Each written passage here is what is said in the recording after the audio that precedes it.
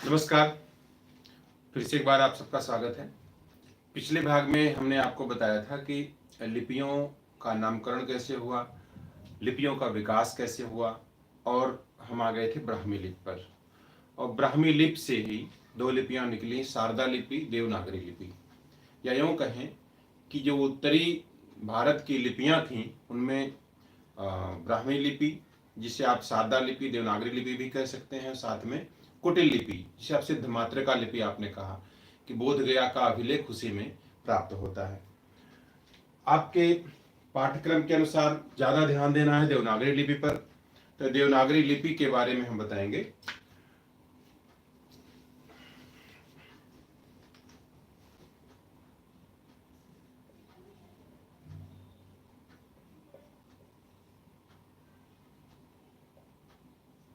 देवनागरी लिपि या नागरी लिपि,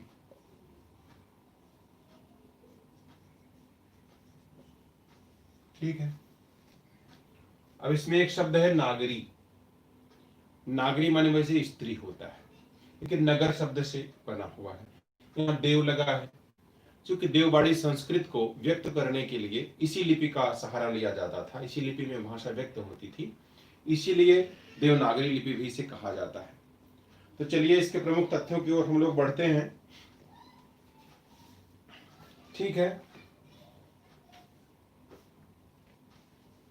इसको इस प्रकार आप समझ सकते हैं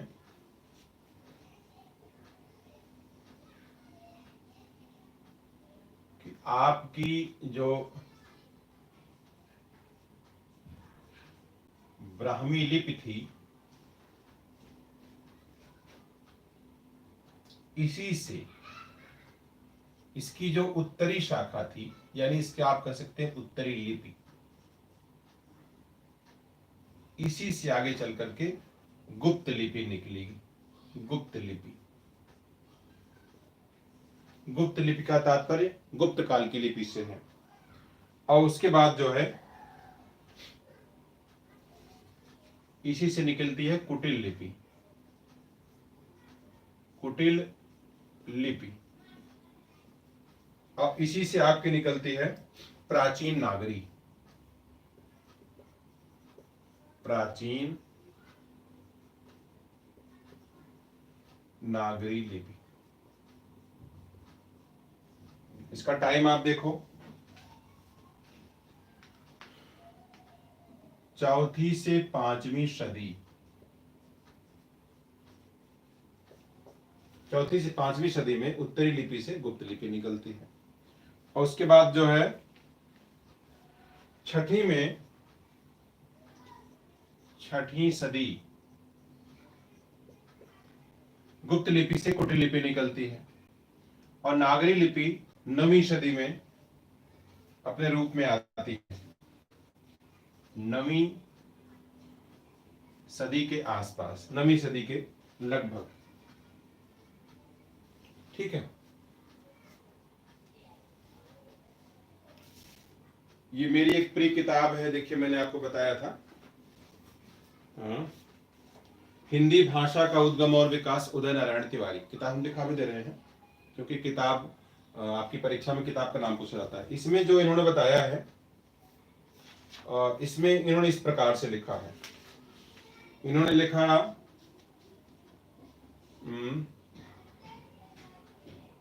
कहते हैं कि मौर्य युग की ब्राह्मी लिपि के अध्ययन से ये स्पष्ट हो जाता है कि इस काल में ही ब्राह्मी लिखावट की कला में पूर्णता प्राप्त कर चुके थे, क्योंकि इसके द्वारा ध्वनियों का विश्लेषण हो जाता है।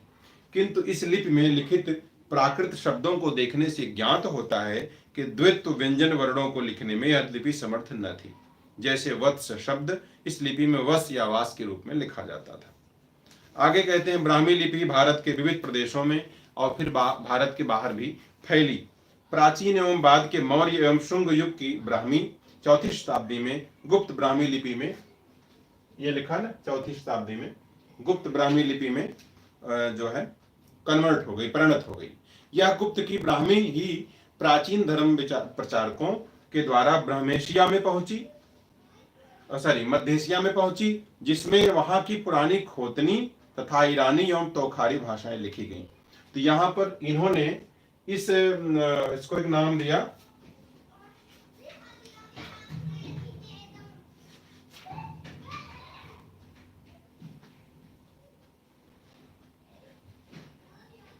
गुप्त, इसको लिखा इन्होंने गुप्त ब्राह्मी। ठीक है, और यही जो लिपि थी यही पहुंची थी मध्य एशिया में, और खास करके जो धर्म का प्रचार किया लोगों ने, धर्म प्रचारकों द्वारा। ठीक है, इन्होंने एक और इसमें चीज बताई, देखिए ये मैंने बताया आपको, इन्होंने लिखा गुप्त युग की पश्चिमी शाखा की पूर्वी उपशाखा से क्या निकला, 6ठी शताब्दी में लिखी कुटिल लिपि। इन्होंने इसको, जैसे कि मैंने बताया था आपको पिछले क्लास में, सिद्ध मातृका लिपि कहा। सिद्ध मातृका लिपि, देखो नाम का भेद है। ठीक है, अच्छा, ये डॉक्टर तिवारी लिखते हैं कि इसके आकार के कारण वूलर ने इसी को क्या कहा था, न्यून कोणीय लिपि। मैंने आपको इसके बारे में बता दिया था, न्यून कोणीय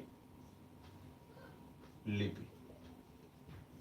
ठीक है, और इसी से आगे चल करके ये भी बता दिया था हमने कि बोध गया का जो प्रसिद्ध स्तूप है वो इसी लिपि में है, और इसी से निकलती है आपकी नागरी लिपि।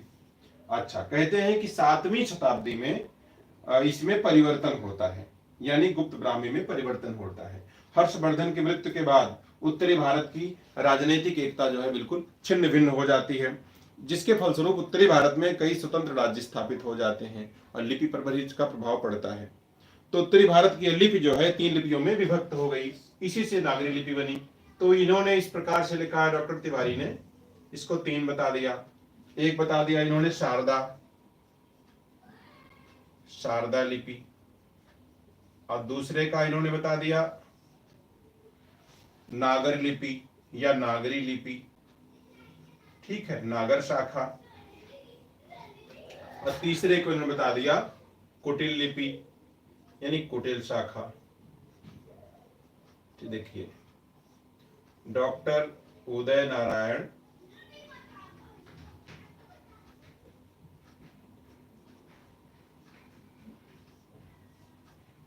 आपको बता दें, कमाल की बात है कि भाषा विज्ञान पर कोई भी किताब ऐसी नहीं लिखी है कि एक ही किताब पर्याप्त हो, ऐसा है ही नहीं। संजोग देखो आप, तो इसमें जो है ये हो गया। इसी को मैंने आपको लिखवाया था, जिसमें कि गुप्त लिपि से सिद्ध मातृका निकली, सिद्ध मातृका से देवनागरी और शारदा लिपि निकली। ठीक है, चलिए, इसका जो टाइम है शारदा लिपि का है 10वीं सदी, और नागर लिपि का जो समय है 9वीं सदी, और ये कुटिल लिपि मैंने बता ही दिया है आपको, ये 6ठी सदी लिखा है, 6वीं सदी। तो इसको ऐसे भी कह सकते हैं, देखिए ये गुप्त ब्राह्मी लिपि से तीनों निकले हैं, अब ऐसे भी कह सकते हैं, तो इसका ठीक है। अब क्रमिक रूप से क्यों लिखा है, चूंकि ये 6ठी सदी है, 9वीं सदी है, 10वीं सदी है, इसलिए यहाँ इस क्रम से बताया था हमने। फिर आगे बढ़ते हैं। ठीक है, चलिए,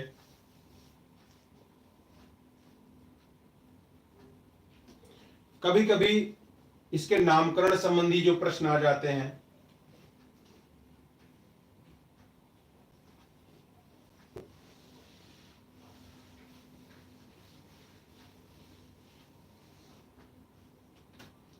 देवनागरी लिपि का नामकरण,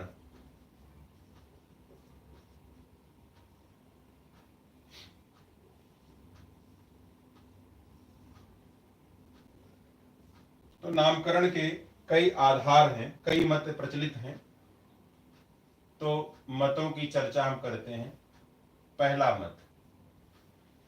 मत है कि एक बौद्ध ग्रंथ है ललित विस्तार, बौद्ध ग्रंथ ललित विस्तार। ठीक है, इसमें जो है, इसमें वर्णित नाग लिपि, ठीक है, नाग लिपि से नागरी नामकरण हुआ, नागरी नामकरण। ठीक है, एक मत तो ये है। एक मत क्या है कि बौद्ध ग्रंथ ललित विस्तार में एक नागलिपि की चर्चा है, कहते वहीं से इसकी चर्चा हुई, नागरी नामकरण पड़ा, नाग से नागरी पड़ा, ये नाग शब्द है, यहां से नागरी पड़ा। दूसरा मत है कि ये प्रायः नगरों में प्रचलित थी, नगर या नगरों में प्रचलित होने से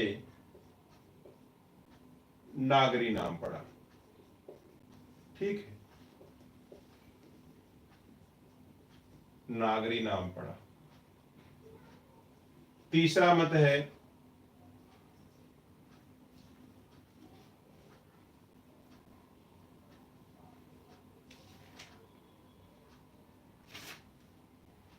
कि जो पटना आज का है, पाटलिपुत्र, पाटलिपुत्र को कहते थे नागर, क्योंकि वहां पर नगरीय संस्कृति थी। ठीक है, को नागर कहते थे। और चंद्रगुप्त का शासन था, चंद्रगुप्त को देव कहते थे। देव यानी दैवी तत्वों का प्रतीक। ठीक है, तो को नागर कहते थे और चंद्रगुप्त को देव कहते थे। तो इन दोनों के कारण वहां की लिपि को देवनागरी नाम पड़ा, देवनागरी नामकरण हुआ इसका।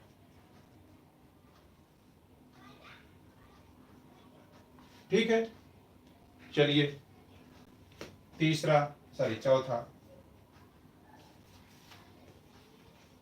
चौथा विचार है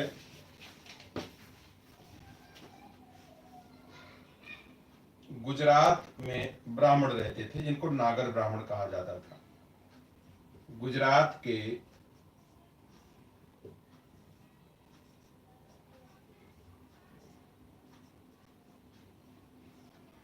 नागर ब्राह्मणों के नाम पर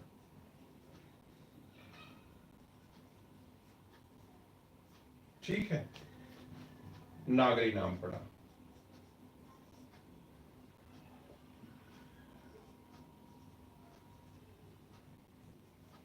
ठीक है,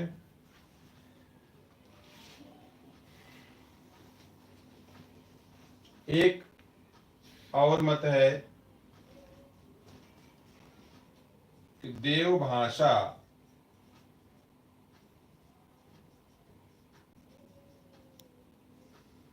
संस्कृत इसी लिपि में लिखी जाने लगी।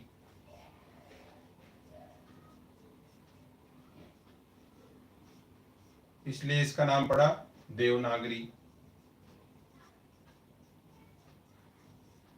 ठीक है, ठीक है, चलिए एक दो मत और हैं।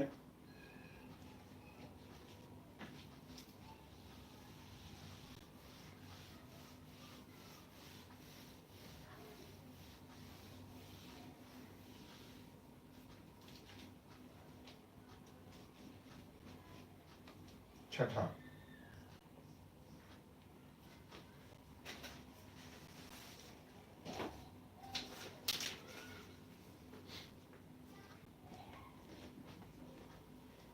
एक विद्वान थे डॉक्टर धीरेन्द्र वर्मा। इन्होंने कहा कि एक शैली थी नागर, एक शैली थी बेसर, आपने सुना होगा। तो नागर शैली के नाम पे इसका नाम पड़ा नागर, नागरी। ठीक है, यानी कि मध्य युग के स्थापत्य की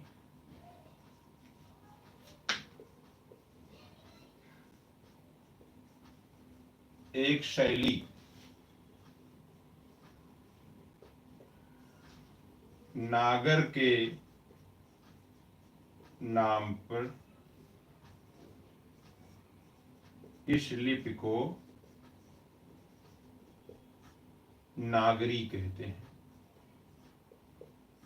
नागरी लिपि कहते हैं।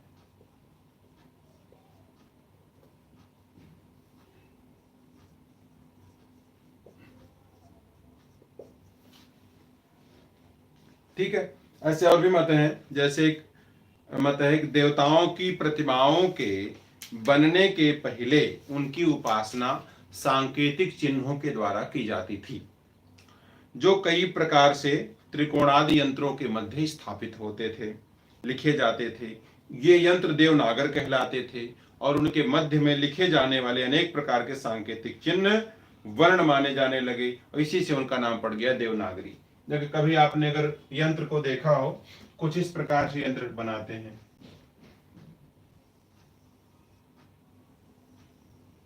ये हुआ, ठीक है, और इसको हमने मध्य से मिला दिया, इसको मिला दिया मध्य से, इसको मिला दिया मध्य से, इसको मिला दिया मध्य से। अच्छा, अभी पूरा नहीं हुआ है। उसके बाद इसको हमने यहां से मिला दिया, इसको मिला दिया यहां से, बन गए 12 खाने। तो यहां पर जो लिखते थे, जैसे लिख दिया यहां शुक्र लिख दिया, शनि लिख दिया, गुरु लिख दिया, चंद्र लिख दिया ना, ऐसे लिख देते हैं। तो इनका यह कहना है कि जो यंत्र है, ये यंत्र है, इसको देवनागर कहते थे। देवनागर, ठीक है। तो इसमें जो वर्ण लिखे जाते थे, वर्ण जिस लिपि में लिखे गए, इनको जो है उनका नाम देवनागरी पड़ गया, बस। ठीक है, तो ऐसे ही इसका नामकरण हो गया। चलिए आगे देखते हैं।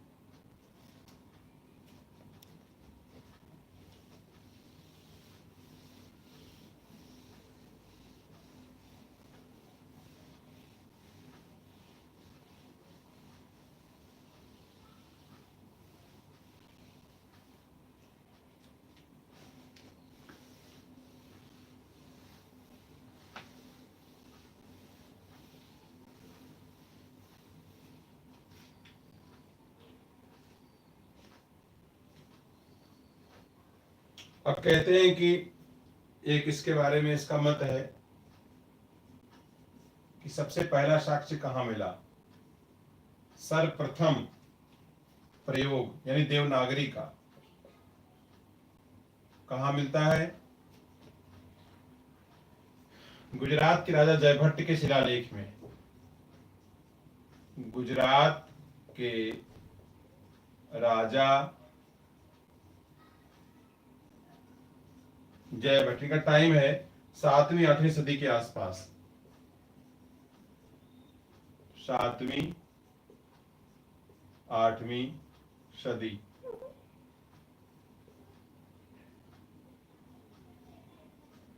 के शिलालेख में।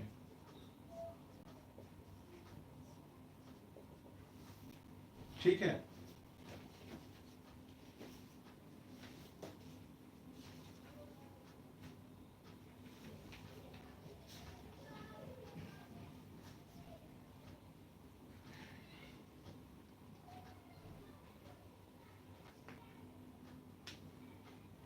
यानी कि और ताड़पत्र पर जितने लेख मिले हैं उत्तरी भारत में, जैसे कि गुजरात, राजस्थान, महाराष्ट्र में, तो हस्तलिखित तमाम जो ग्रंथ हैं इसी लिपि में प्राप्त हुए हैं। ठीक है। डॉक्टर एल डी बार्नेट, उन्होंने कहा कि जो धारणा है बौद्ध धर्म की पुस्तक ललित विस्तार में नाग लिपि की, तो उसका देवनागरी से कोई संबंध नहीं है फिलहाल। तो हम जो है आगे आते हैं। इसमें एक दो चीजें आपको और समझनी है। देवनागरी लिपि की विशिष्टता यानी कि विशेषताएं, और वहां से भी कभी कभी प्रश्न आ जाते हैं कथन और कारण वाले। या मान लो ABCD करके और लिख दे, नागरी या देवनागरी दोनों एक ही है, लिपि की विशेषताएं। इसमें हम आपको सामान्य बातें बताएंगे, बहुत ज्यादा डीप जाने की आवश्यकता आपको नहीं है।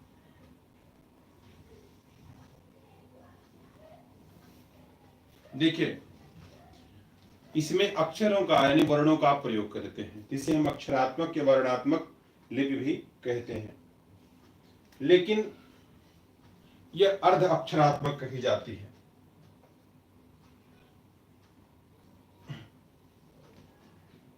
पहली विशेषता,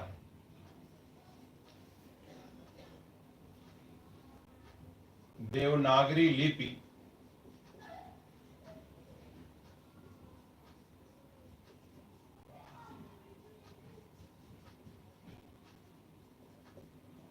अक्षरिक लिपि है।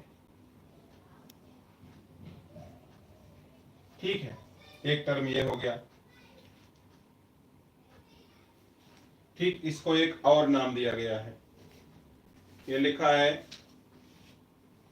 कि इसमें लिखा एक और कथन लिखते हैं कि देवनागरी लिपि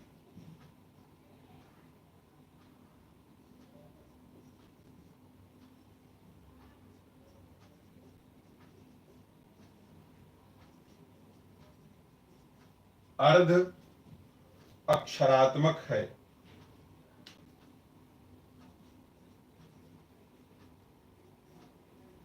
अर्ध अक्षरात्मक लिपि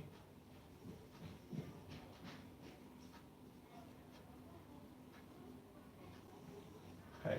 ठीक है, अर्ध अक्षरात्मक लिपि है।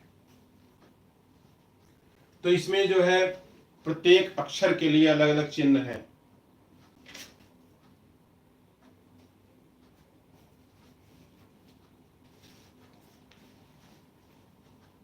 इसमें इसको आप ऐसे भी कह सकते हैं कि प्रत्येक वर्ण के लिए अलग अलग आवाज है। ठीक है, प्रत्येक वर्ण के लिए ध्वनि है। अब का को बोलेंगे तो अलग उच्चारण आएगा, खा का अलग आएगा, तो हर सब के लिए अलग अलग ध्वनि है। इसको इस प्रकार कह सकते हैं, इसका मतलब है प्रत्येक अक्षर उच्चरित होते हैं।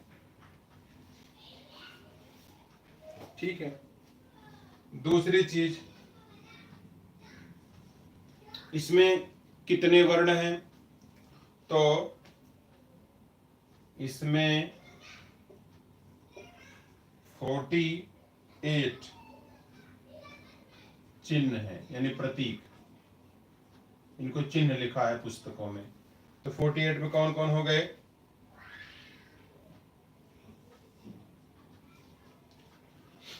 14 स्वर और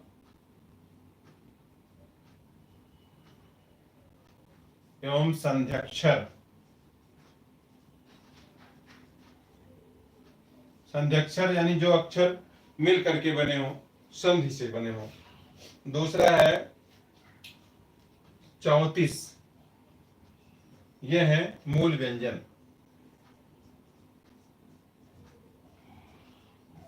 अब 34 और 14 को आप जोड़िए, कितना आ जाएगा? 48 आ जाएगा। ठीक है, तो ये जो आपके व्यंजन हैं, इन्हीं को आप कहते हैं अक्षर। और इनमें जो है स्वर का उच्चारण साथ में होता है। आप कहते हैं क, तो क में आ लगा हुआ है ना? अच्छा,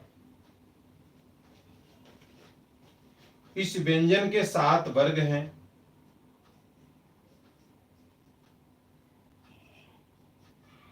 सात वर्ग हैं।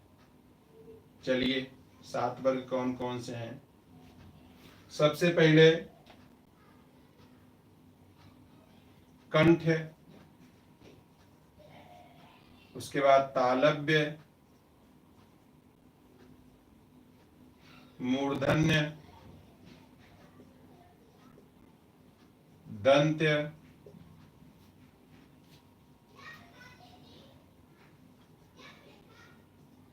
ओष्ठ्य,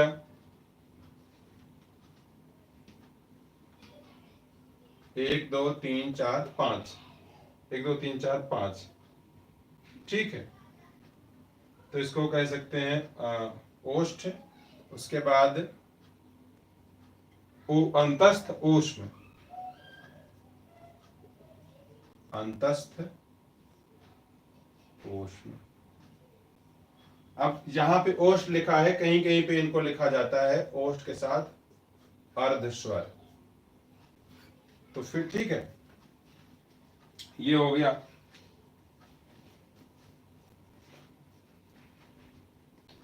तीसरी विशेषता, यही हमारी राष्ट्रलिपि है। ठीक है, और हमारे जो है इसी में तमाम प्रदेशों में इस लिपि का इस्तेमाल किया जाता है। पश्चिमी हिंदी, पंजाबी, राजस्थानी, मध्य भारत, मध्य प्रदेश, हिमाचल प्रदेश, यहाँ की जो बोलियां बोली जाती हैं, जो अनार्य भाषाएं हैं, जैसे मुंडा है, संथाली है, उनको लिखने के लिए भी आजकल नागरी लिपि का प्रयोग हो रहा है। गुजराती में भी नागरी लिपि का प्रयोग होता है, और महाजनी लिपि इसमें भी होता है, और मोड़ी लिपि, तीनों में होता है। ठीक है, तो इसको हम थोड़ा इधर इधर संकेत में दे रहे हैं।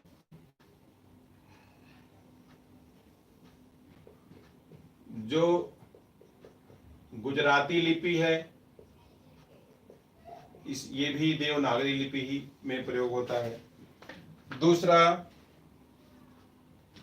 कि महाजनी लिपि, महाजनी यानी कि जो महाजन बनिया लोग लिखते हैं, महाजनी लिपि। ठीक है, और यानी ये राजस्थान की बात कर रहे हैं हम, राजस्थान में। और तीसरा मोड़ी लिपि, मोड़ी लिपि यानी कि महाराष्ट्र में।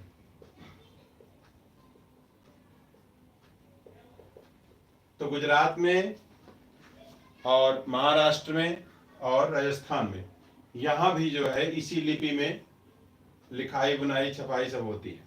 ठीक है,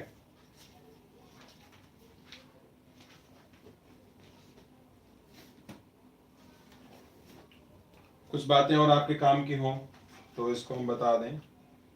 जैसे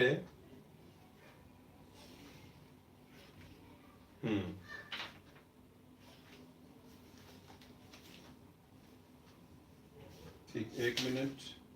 ठीक है,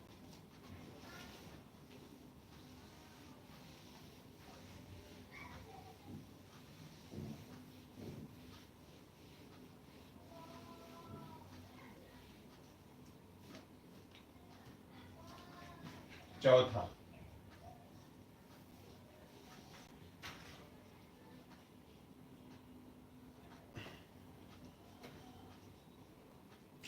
संविधान के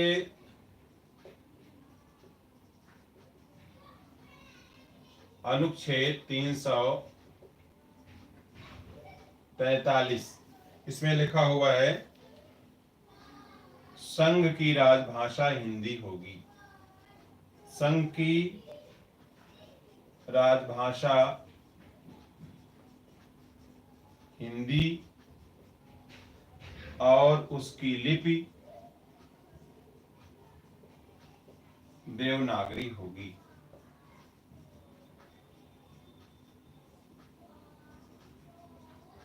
ठीक है, तो ये आप उसी में मिला सकते हैं जो उसके पहले मैंने बताया था, तीसरे मिला सकते हैं। चलिए चौथे में, इसमें जो है इसका जो वर्णमाला है वो वैज्ञानिक रूप से लिखी हुई है, यानी कि लिपि क्रम की वैज्ञानिकता।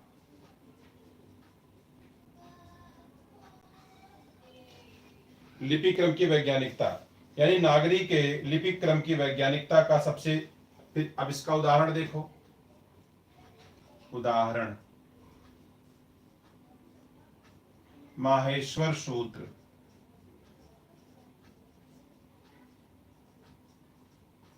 ठीक है, इस सूत्र को दो रूपों में देखा जा सकता है। पहला तो वर्णों को सुनियोजित क्रम में रखा गया है, दूसरा प्रत्याहार की व्यवस्था की गई है। ठीक है, बाकी मैंने बता दिया था कि प्रत्येक वर्ण के लिए अलग अलग उच्चारण की व्यवस्था है, सबकी ध्वनियां अलग अलग जो है निकलती हैं। इसमें और जो है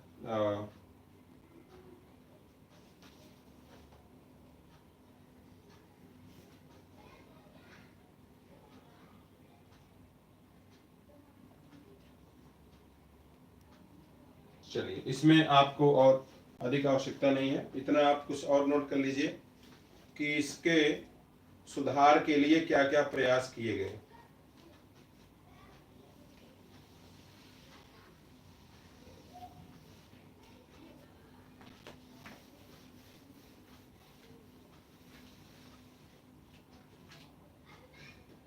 देवनागरी लिपि में सुधार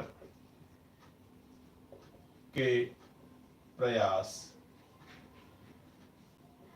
ठीक है,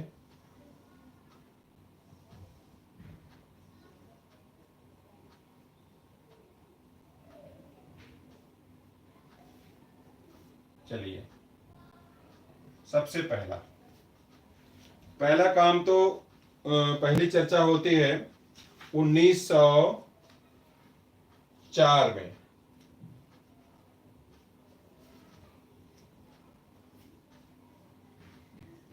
ठीक है, 1904 ये बात है बाल गंगाधर तिलक का। तो जो टाइपिंग होती थी, तो टाइपराइटर की दृष्टि से देवनागरी लिपि पर पहली बार ध्यान पड़ा। किसका? बाल गंगाधर तिलक। बाल गंगाधर तिलक। तो इन्होंने जब देखा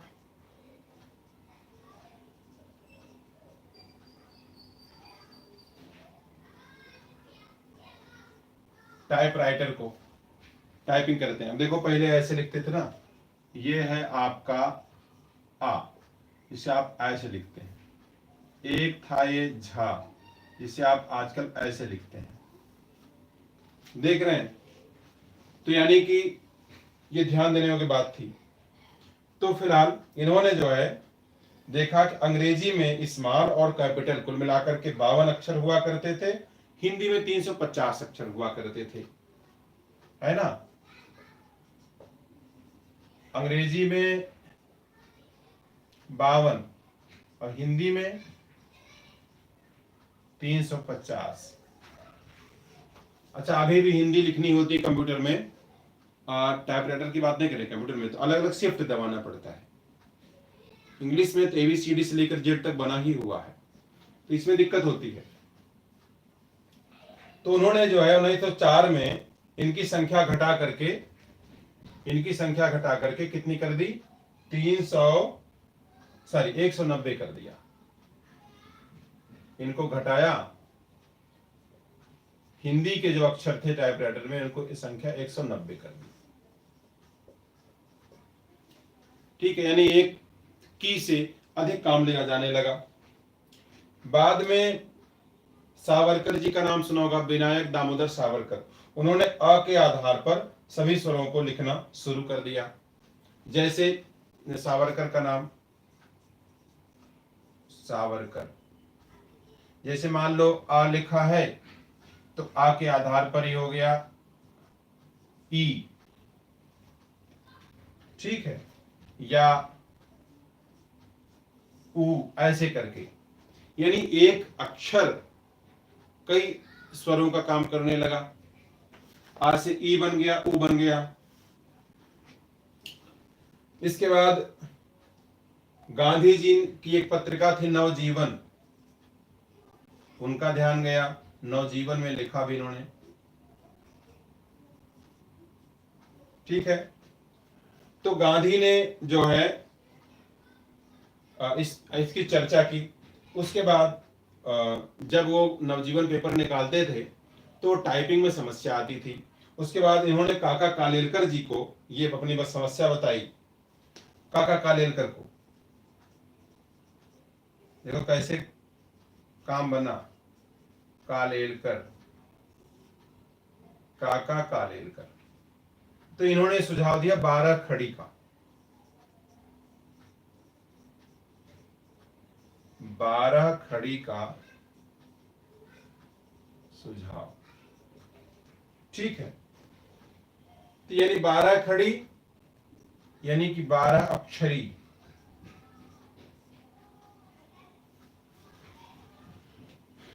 जैसे एक ही शब्द आ से सभी स्वर का काम चला लिया जाता था। जैसे मैंने यहां बता दिया अ ई उ, और फिर ओ उ अंग अ, है ना, ऐसे इसको बोलते 12 खड़ी बोलते थे। देखिए आ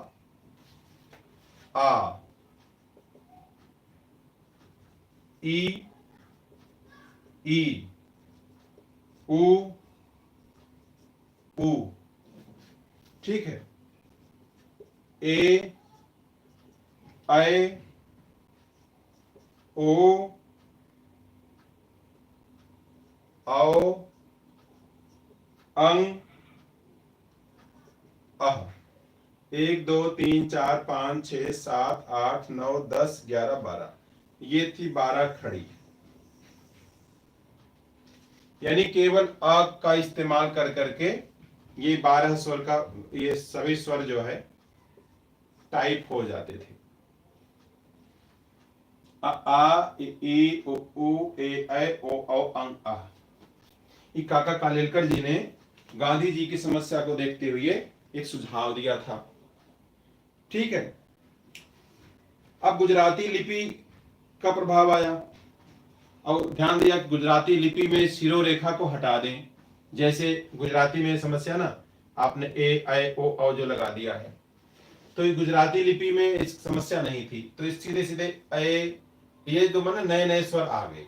अब आप ये समझ लो। फिर विनोबा भावे, उन्होंने समर्थन किया, लेकिन ये सुझाव लोकप्रिय नहीं हो सके। इसके बाद एक विद्वान थे जिनका नाम था सुनीति कुमार चटर्जी। सुनीति कुमार चटर्जी, ये जो है इन्होंने सुझाव दिया क्यों न देवनागरी के स्थान पर के जो है रोमन लिपि का प्रयोग किया जाए। इनका सुझाव था कि देवनागरी के स्थान पर रोमन लिपि का प्रयोग करें। जैसे मान लो आपको लिखना है तीर्थ, तो लिख दिया TIRTHI, सॉरी लास्ट में आई नहीं रहेगा, तीर्थ। तो रोमन लिपि में क्या है, वो जो आपके ए से एक लेकर के जेड तक है, उन्हीं में से कार्य आपका हो जाएगा। लेकिन ये भी स्वीकृत नहीं हो सका।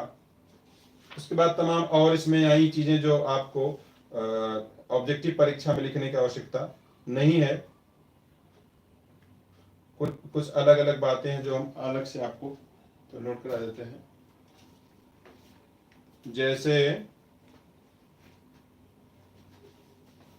ये जो सावरकर बंधुओं ने सुझाव दिया 12 खड़ी का, इसका जो पहला प्रयोग हुआ, इसका प्रयोग हुआ गांधी जी का एक पेपर था हरिजन सेवक।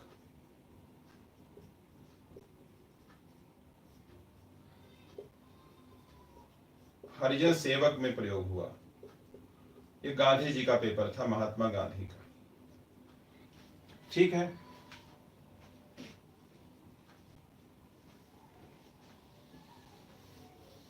ये समस्या मतलब टाइपराइटर वाली थी।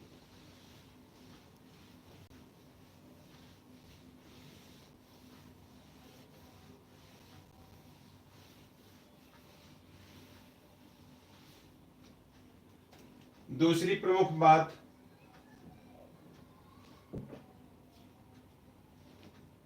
डॉक्टर श्याम सुंदर दास बहुत चर्चित विद्वान थे। श्याम सुंदर दास, इन्होंने कहा कि पंचमाक्षर जो हैं, पंचमाक्षर के स्थान पर अनुस्वार के प्रयोग का सुझाव दिया। जैसे पंचमाक्षर कौन है? ङ, ञ, ण, न, म, ये पंचमाक्षर हैं। इनके स्थान पे अंग का प्रयोग यानी अनुस्वार का प्रयोग। जैसे आप लिखते हैं गंगा, ये हो गया गंगा। आप कहते हैं पंचम, ये हो गया पंचम। आप कहते हैं खंडन, ये हो गया खंडन। आप कहते हैं पंत, ये हो गया पंत। आप कहते हैं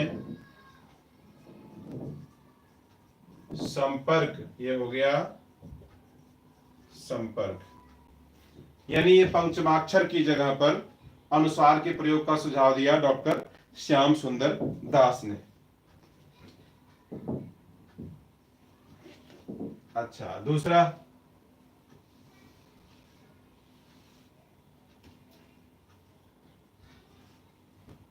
एक विद्वान थे डॉक्टर गोरख प्रसाद। डॉक्टर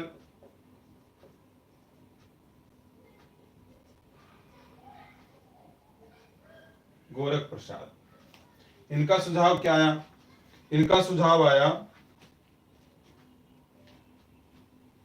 कि जो मात्राएं हैं व्यंजन के दाहिनी ओर लिखी जाए। मात्राएं व्यंजन के दाहिनी ओर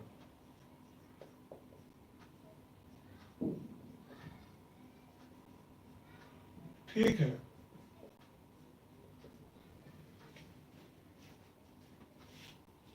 ठीक है ना? अब जैसे मान लो आपको लिखना है त्रि, ये हो गया त्रि, और बड़ा ही तब भी आगे आगे बाद में ही सब आ रहा है।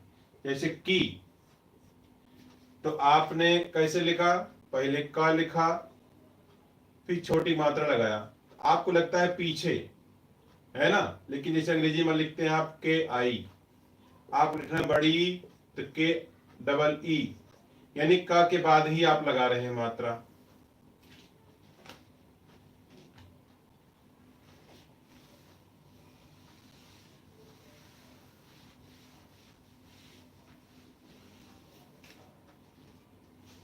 चौथा,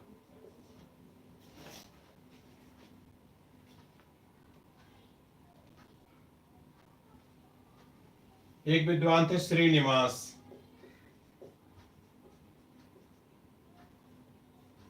उन्होंने सुझाव दिया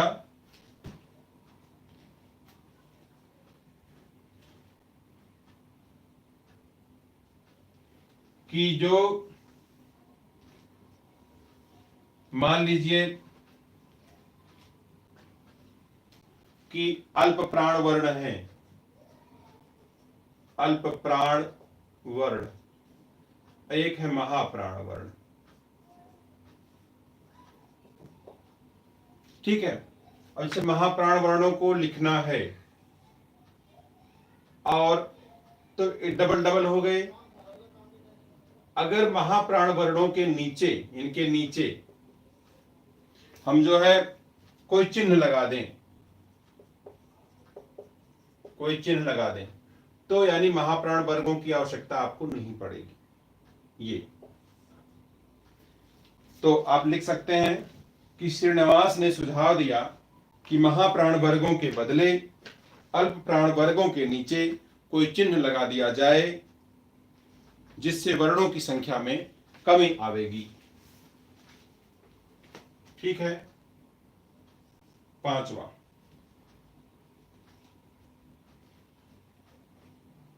उन्नीस सौ 1935 ईस्वी में इंदौर में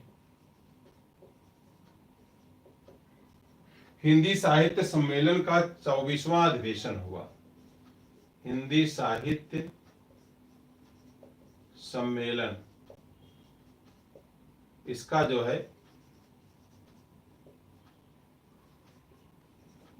24वां अधिवेशन हुआ।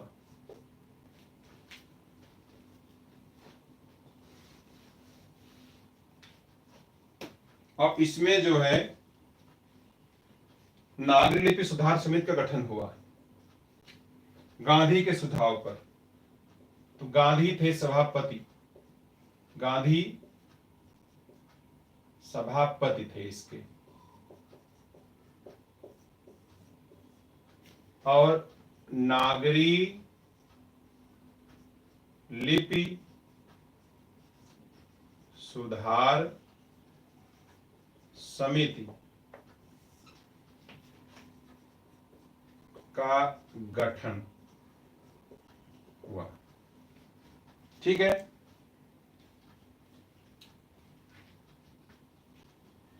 इसमें इसके संयोजक थे संयोजक काका कालेलकर। काका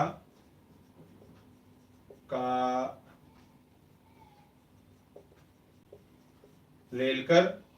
और इसमें जो है कुल 14 सुझाव थे। ठीक है, 14 सुझाव स्वीकार किए गए। छठा, 1945 में 1900 ईस्वी में 45 ईस्वी में नागरी प्रचारणी सभा, यानी काशी नागरी प्रचारणी सभा, इसने भी एक समिति की गठन किया। उसका नाम था नागरी लिपि सुधार समिति। नागरी लिपि सुधार समिति, जैसे उसमें था ऐसे इसमें भी था। ठीक है। उसके बाद 7वां, 31 जुलाई 1947 यूपी गवर्नमेंट, उत्तर प्रदेश सरकार, इसने भी एक समिति का गठन किया। नागरी लिपि सुधार समिति। इसके अध्यक्ष थे डॉक्टर नरेंद्र देव, बहुचर्चित विद्वान।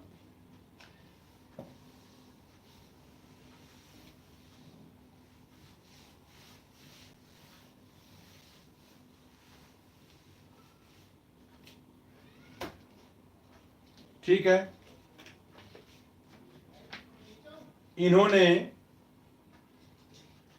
जो रिपोर्ट दिया, इसकी रिपोर्ट आई 1949 को, 1949 को प्रस्तुत हुई। और उसके बाद 1953 में 1953 में लिपि सुधार परिषद का गठन किया गया। लिपि सुधार परिषद का गठन कहां? लखनऊ में। ठीक है, तो 1949 में लखनऊ में लिपि सुधार परिषद का गठन किया गया इसके सुझाव के आधार पर, जिसमें तमाम मंत्री थे, विधायक थे, इन सबको आमंत्रित किया गया, विद्वानों को, ताकि इसके लिए बेहतर सुझाव दे सकें। इसमें जो अध्यक्ष थे लिपि सुधार परिषद के अध्यक्ष डॉक्टर सर्वपल्ली राधाकृष्णन, जो बहुत बड़े शिक्षाविद थे और हमारे प्रथम उपराष्ट्रपति थे, सर्वपल्ली राधाकृष्णन।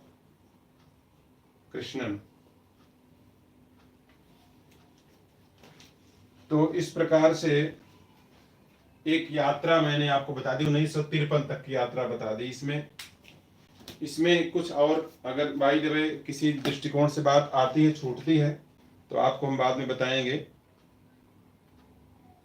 वैसे इसमें जो है व्याकरण संबंधी कोई, मुझे नहीं लगता कोई प्रश्न आना चाहिए।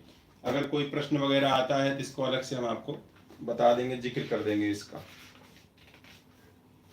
ठीक है, इसमें अगले क्लास में आपको संक्षिप्त तौर पे जो अन्य लिपियां हैं उनके प्रमुख तथ्य एक साथ बता करके समाप्त कर देंगे।